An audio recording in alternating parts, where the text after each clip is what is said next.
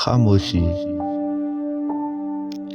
جس نے خاموشی اختیار کی وہ سلامت رہا۔ خاموشی عالم کے لیے باعث زینت ہے، جاہل کے لیے باعث جہالت ہے۔ جب کسی انسان کی عقل مکمل ہو جاتی ہے تو اس کی گفتگو مختصر ہو جاتی ہے۔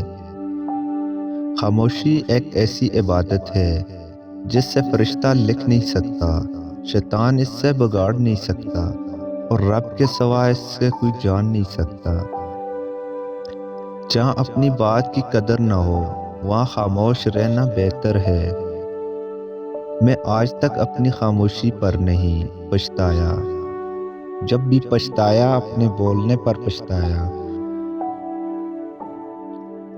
کچھ باتوں کا جواب صرف خاموشی ہوتی ہے، اور خاموشی بہت ہی خوبصورت جواب ہے۔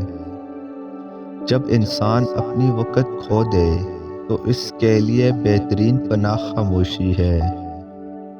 اگر تم علماء کی محفل میں بیٹھو تو بھی خاموش رہا کرو، کیونکہ علماء کے ساتھ خاموش رہنے میں انسان کے علم میں اضافہ ہوتا ہے۔